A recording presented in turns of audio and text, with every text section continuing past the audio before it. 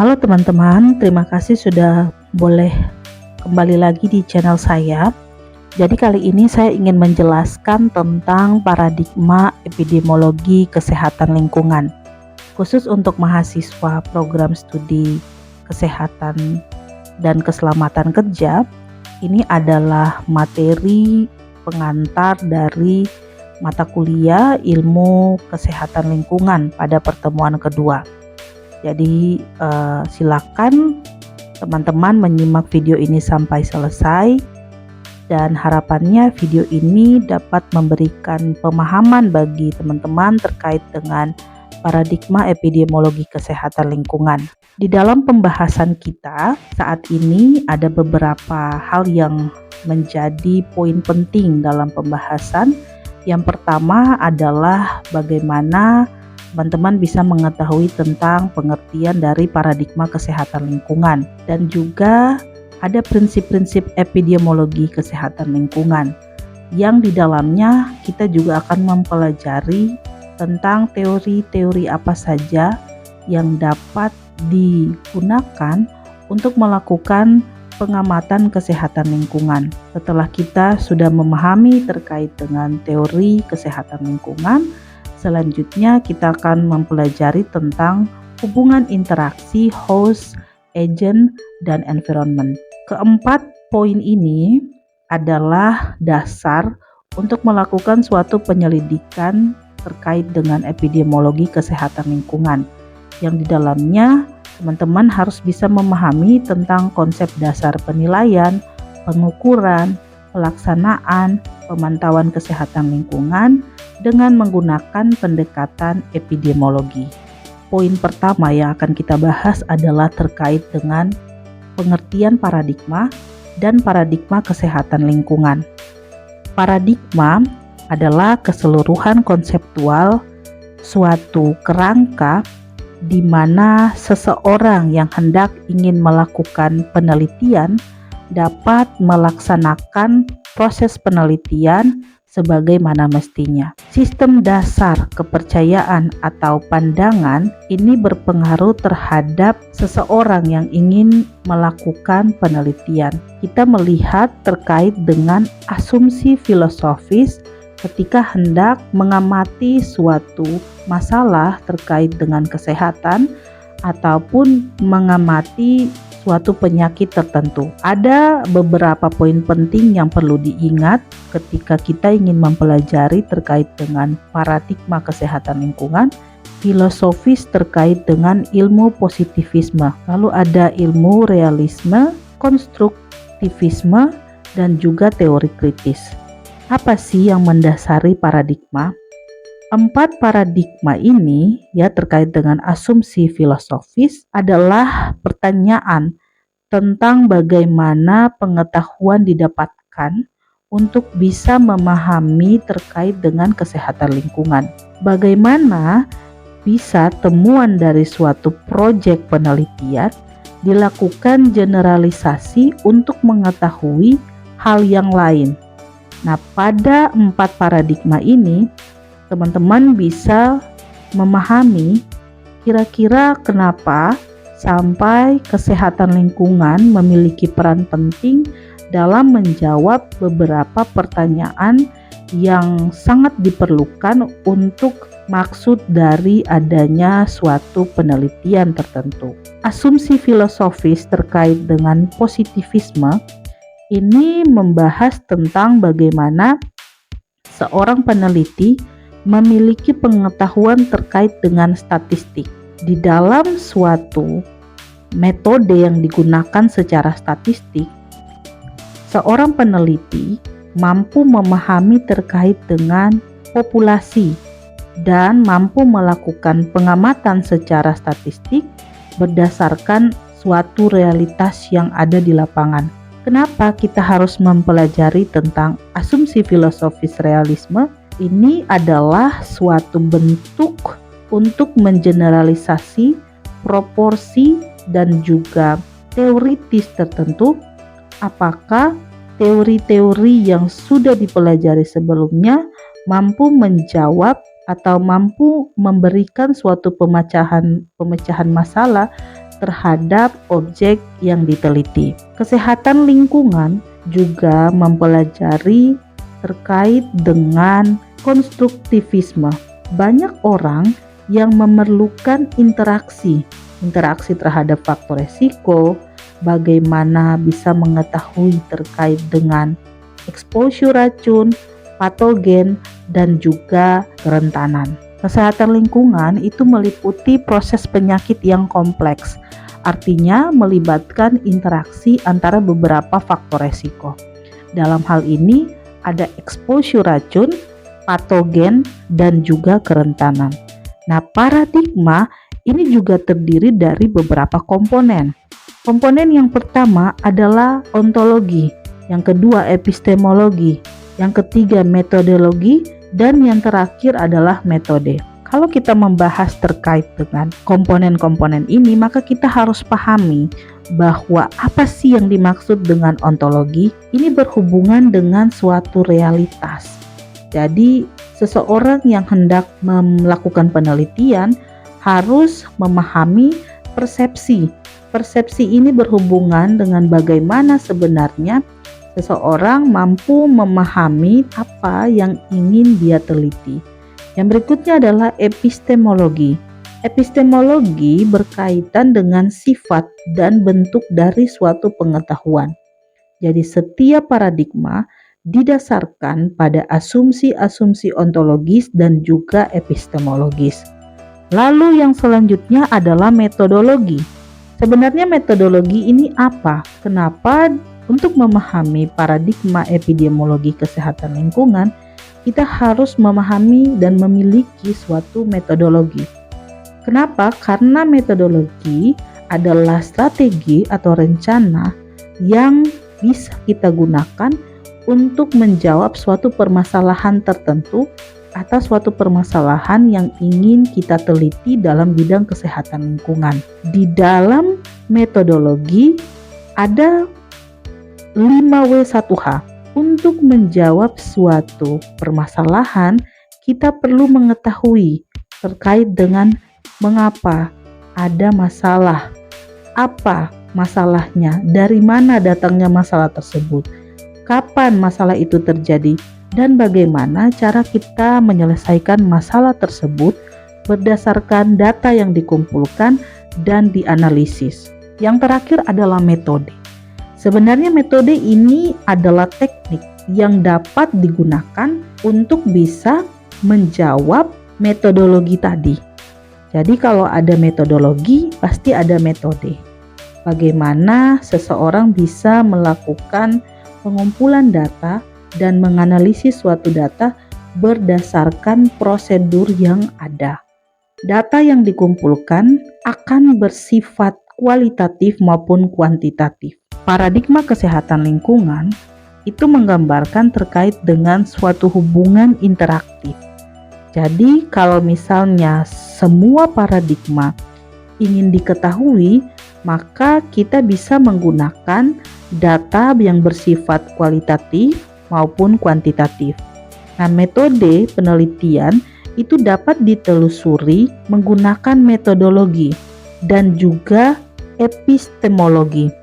Jadi kalau kita sudah punya metodologi, kita memahami suatu permasalahan dengan konsep epistemologi dan juga konsep ontologi, maka kita akan bisa melakukan suatu penyelesaian dari masalah penelitian. Paradigma kesehatan lingkungan ini menggambarkan terkait dengan hubungan yang interaktif antara berbagai komponen. Komponen lingkungan dengan dinamika perilaku penduduk, model hubungan dari berbagai variabel dengan datangnya penyakit.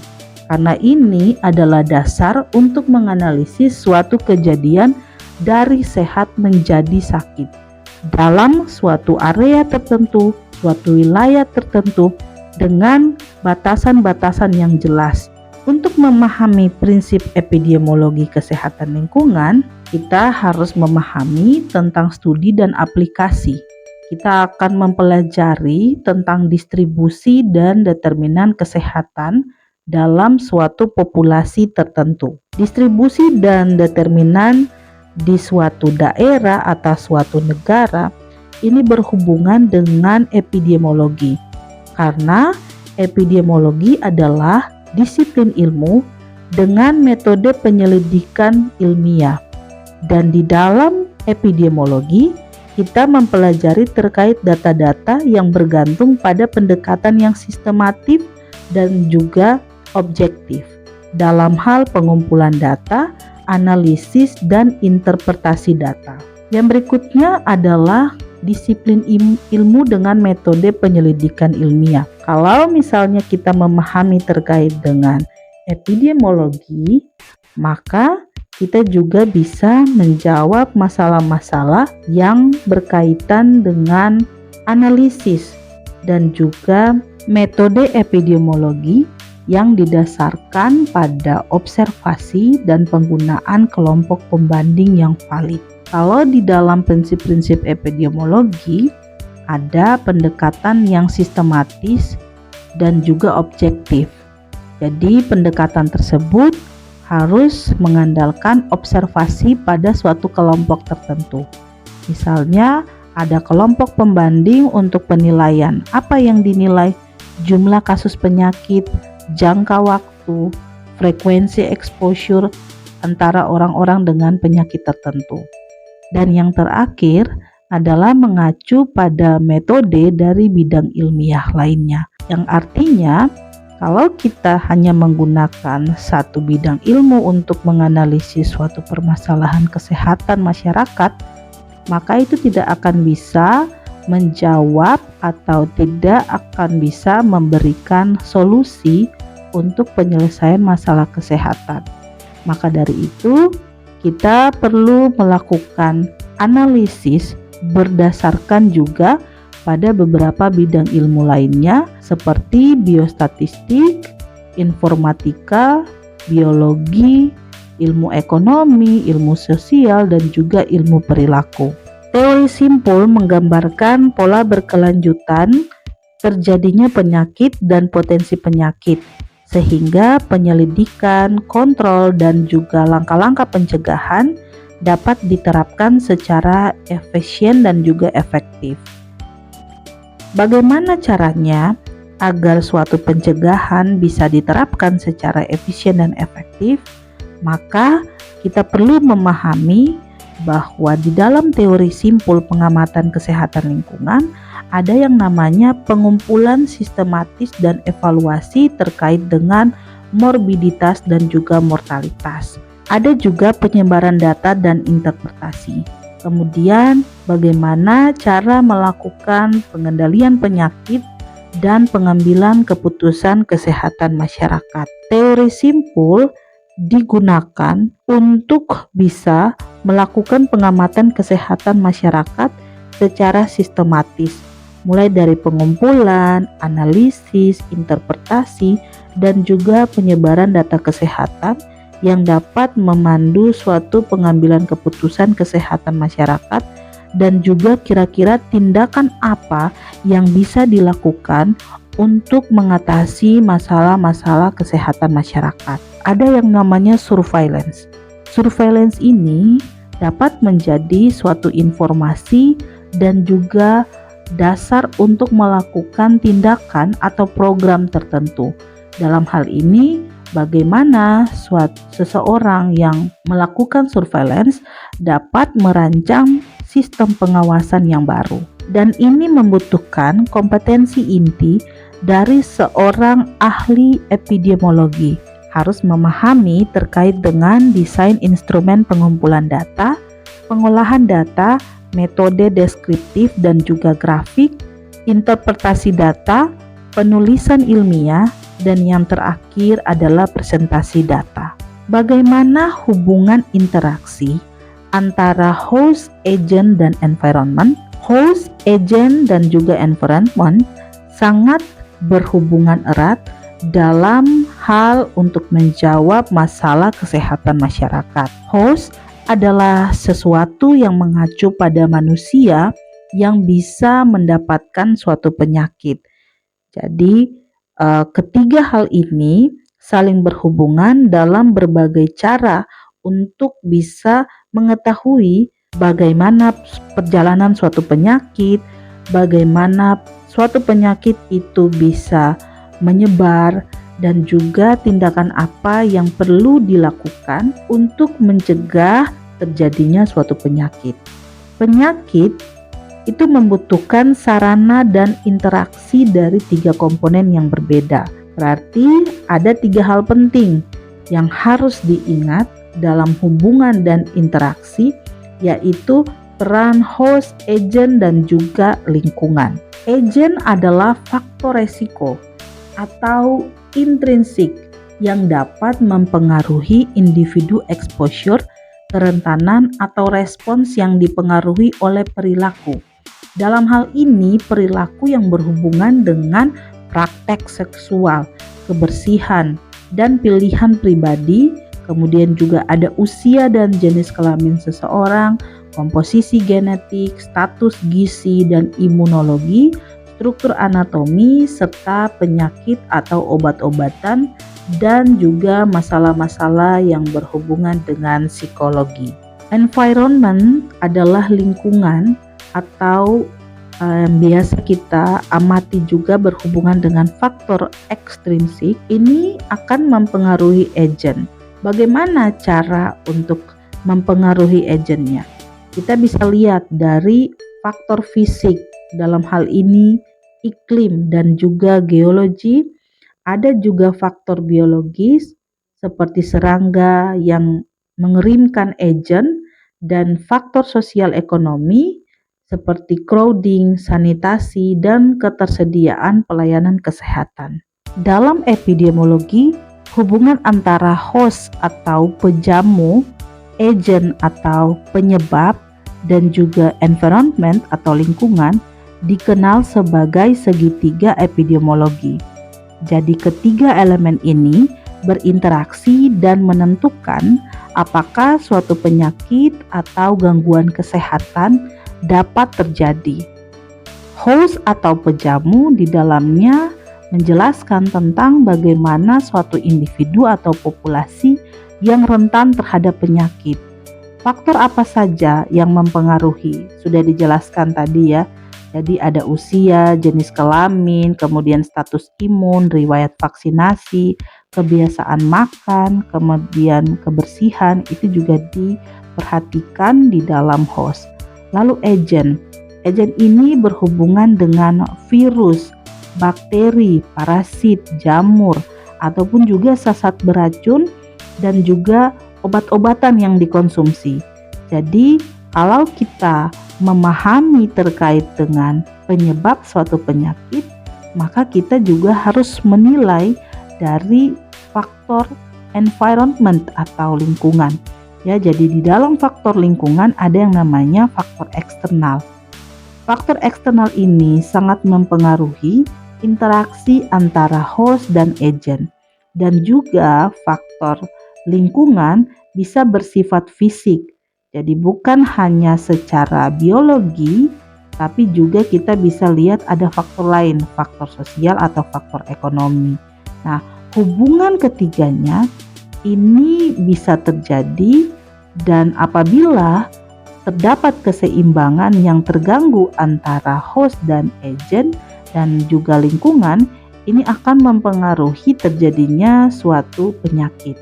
Misalnya kita ambil satu contoh kasus terkait dengan demam berdarah. Host adalah manusia. Manusia memiliki daya tahan tubuh yang lemah, sehingga agent atau biasanya kita sebut dengan virus, dalam hal ini virus malaria atau demam berdarah, itu ditularkan dari nyamuk Aedes aegypti. Nah, kemudian terkait dengan lingkungan, dari mana sih nyamuk itu datang, dari mana nyamuk itu muncul? Adanya genangan air yang menjadi tempat berkembang biaknya nyamuk tersebut. Pendekatan epidemiologi digunakan untuk bagaimana bisa memahami penyebaran penyakit dan merancang strategi pencegahan, termasuk dalam membuat program-program yang berhubungan dengan keselamatan dan kesehatan kerja. Maka Semua hal ini dapat mengendalikan masalah-masalah yang berhubungan dengan penyakit akibat kerja di tempat kerja. Selanjutnya ada penyelidikan epidemiologi kesehatan lingkungan, yang di dalamnya kita harus memahami terkait dengan dasar penilaian, pengukuran pemajanan, pengukuran dampak kesehatan lingkungan, pelaksanaan sistem pemantauan, dan juga perkiraan besar dampak dari kesehatan lingkungan. Yang dalam hal ini semuanya memerlukan pendekatan epidemiologi. Penyelidikan epidemiologi kesehatan lingkungan bertujuan untuk mempelajari lebih lanjut tentang bagaimana proses perjalanan suatu penyakit yang dapat kita amati secara klinis dan juga dapat dipecahkan masalahnya menggunakan metode di dalam epidemiologi. Dan kalau kita mengamati menggunakan metode epidemiologi, maka kita harus memahami terkait faktor resiko penyakit sebelum menentukan apa penyakit dan metode intervensi apa yang dapat digunakan untuk menyelesaikan permasalahan kesehatan terkait dengan penyakit tersebut. Sebenarnya apa yang dimaksud dengan penyelidikan epidemiologi? Kalau kita melihat terkait dengan permasalahan epidemiologi kesehatan lingkungan, menunjukkan bahwa penyelidikan epidemiologi adalah suatu proses sistematis untuk bagaimana bisa melakukan identifikasi, analisis, dan juga pengendalian penyebaran penyakit atau gangguan kesehatan dalam suatu populasi atau suatu komunitas masyarakat dalam wilayah tertentu. Nah, penyelidikan yang dilakukan berdasarkan metode epidemiologi ini akan menemukan kira-kira apa yang menyebabkan munculnya suatu penyakit, bagaimana pola penyebarannya, dan faktor risiko apa yang berkontribusi terhadap kejadian kesehatan. Dan kalau misalnya sudah mengetahui terkait dengan apa masalah kesehatan yang dialami dalam suatu komunitas masyarakat tertentu, maka penyelidikan epidemiologi akan membantu untuk memberikan rekomendasi berdasarkan data-data yang ditemukan dan menghasilkan tindakan pencegahan ataupun juga pengendalian. Dalam proses penyelidikan epidemiologi, kita dapat menentukan penyebab atau sumber penyakit menggunakan segitiga epidemiologi, yaitu host, agent, dan juga environment. Nah, kemudian kita bisa menganalisis kira-kira bagaimana pola penyebaran penyakit tersebut. Lalu setelah dilakukan penentuan pola penyakit, maka kita dapat menyelidiki faktor-faktor yang meningkatkan kemungkinan seseorang terkena penyakit dan menyusun kira-kira intervensi kesehatan masyarakat yang bagaimana atau membuat kebijakan yang dapat meminimalkan risiko kejadian terkait dengan penyakit yang ditemukan dan bagaimana agar penyakit tersebut tidak menyebar dan beresiko pada kelompok atau komunitas yang berbeda atau yang berada di wilayah lain. Bagaimana cara melakukan penyelidikan epidemiologi? Jadi kita harus memastikan bahwa kasus yang dilaporkan benar-benar terjadi dan bukan kesalahan diagnosis dalam hal verifikasi dan juga konfirmasi kejadian penyakit. Kemudian, menetapkan kriteria spesifik untuk proses klasifikasi individu berdasarkan kasus dan juga gejala. Bisa juga menggunakan hasil-hasil laboratorium atau faktor-faktor lainnya yang dapat menjadi suatu data dan juga dapat dianalisis. Kira-kira jumlah kasusnya berapa banyak? Karakteristik penderitanya bagaimana? Apakah masalah usia jenis kelamin, dan juga aktivitas atau pekerjaannya, ini mempengaruhi terjadinya suatu penyakit. Dan juga bagaimana, kapan kejadian penyakit tersebut itu muncul, di mana lokasi penyebarannya. Nah, selanjutnya kita membuat suatu hipotesis atau menentukan kemungkinan penyebab dan bagaimana cara penyebaran penyakit tersebut, lalu menggunakan metode-metode statistik untuk proses survei dan mengkonfirmasi kemungkinan penyebab terjadinya suatu penyakit. Lalu bisa juga menentukan strategi. Kira-kira apa yang dapat dilakukan untuk mengendalikan dan mencegah penyebaran suatu penyakit. Misalnya bisa kita lakukan vaksinasi atau menjaga lingkungan tetap bersih, dan bisa membuat suatu rekomendasi terkait dengan masalah kesehatan dan juga keselamatan seseorang pada wilayah tertentu, tempat kerja tertentu, maupun juga negara tertentu. Setelah semua proses itu dilakukan, selanjutnya adalah memastikan efektivitas dari suatu pencegahan yang diterapkan dan juga melakukan pemantauan lanjutan atau yang biasa kita sebut dengan evaluasi dan sistem pemantauan. Penyelidikan epidemiologi itu sangat penting karena kita dapat mengidentifikasi dan juga mengurangi resiko kesehatan di lingkungan. Selanjutnya, variabel apa yang bisa kita gunakan untuk melakukan suatu investigasi atau penyelidikan epidemiologi? Kita harus tahu ketika seseorang datang atau dalam suatu populasi tertentu, ada beberapa orang yang terindikasi akan mengalami suatu penyakit. Kita harus tahu dulu identitas orang ini, tinggal di mana, tinggi badannya berapa, jenis kelaminnya, kemudian status vaksinasi dan juga pola aktivitasnya.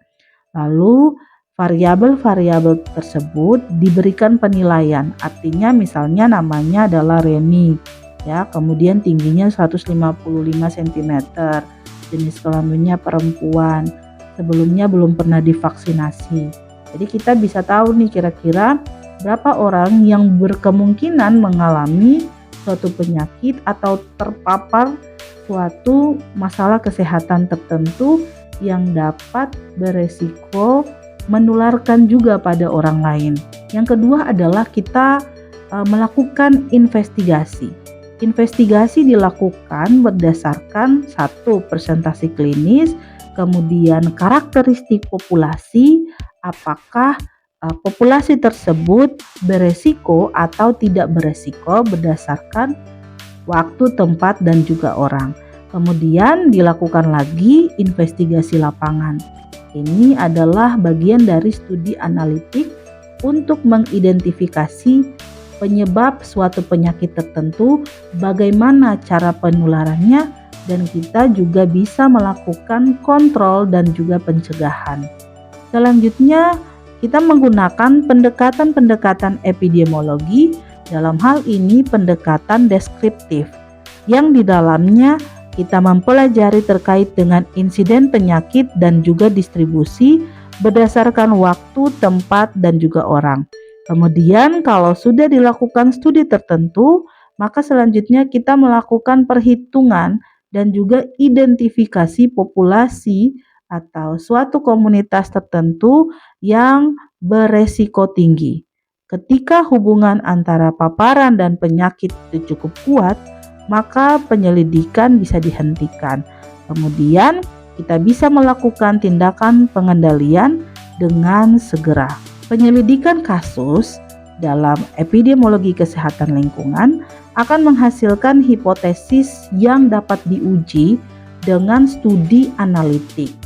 Jadi beberapa investigasi di lapangan itu merupakan suatu bentuk atau respon terkait dengan masalah kesehatan. Agar masalah kesehatan tersebut tidak berkembang atau tidak menjadi wabah, maka penyelidikan epidemiologi harus dilakukan dengan benar. Bagaimana cara kita mengetahui bahwa suatu penyelidikan epidemiologi ini berjalan dengan baik ataupun tidak, kita harus memahami terkait dengan ciri dari studi epidemiologi analitik. Yang pertama adalah desain. Desain ini kita buat untuk menentukan kira-kira strategi apa yang dapat kita gunakan untuk menjawab, atau juga kita bisa memilih sampel yang bisa kita gunakan untuk melakukan penyelidikan epidemiologi atau strategi penelitian tertentu berdasarkan protokol, berdasarkan ukuran sampel dan juga kriteria pemilihan subjek. Yang kedua adalah faktor perilaku. Jadi kita bisa menganalisis kira-kira bagaimana etika yang tepat untuk mendapatkan informasi kesehatan. Bagaimana cara melakukan wawancara terhadap subjek tertentu, mengumpulkan data, dan juga melakukan penanganan terkait dengan spesimen yang kita dapatkan sebagai data yang dapat kita ambil untuk dianalisis. Lalu yang ketiga adalah analisis. Analisis ini akan menggambarkan karakteristik. Misalnya, datanya dianalisis menggunakan perbandingan tertentu atau ada perhitungan. Misalnya, perhitungan rasio resiko atau odds ratio, ada juga tes signifikansi dengan menggunakan uji chi-square dan juga interval keyakinan atau sejenisnya. Bisa juga kita melakukan analisis bertingkat terhadap suatu data menggunakan regresi dan juga pemodelan.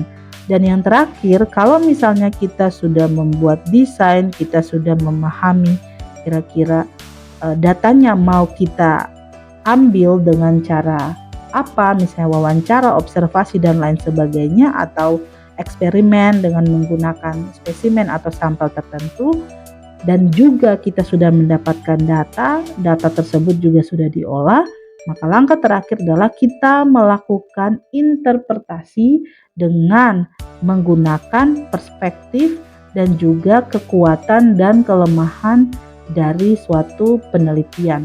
Ya, jadi kita harus bisa menjelaskan atau membahas dan juga menyimpulkan kira-kira masalah kesehatan yang kita sudah analisis, kita sudah dapatkan datanya, ini adalah jenis masalah kesehatan yang bagaimana. Nah, kemudian bisa kita kolaborasikan, misalnya mau buat intervensi atau mau buat program untuk pencegahan dan pengendalian suatu penyakit, dan ini juga bisa menjadi suatu rekomendasi atau juga suatu kebijakan untuk menjawab masalah-masalah kesehatan masyarakat. Demikian materi kita di hari ini terkait dengan paradigma dan juga paradigma kesehatan lingkungan. Semoga materi ini bermanfaat, dan untuk teman-teman semoga dapat menambah pengetahuan terkait dengan epidemiologi kesehatan lingkungan. Terima kasih telah menyaksikan video ini dan sampai jumpa di video selanjutnya.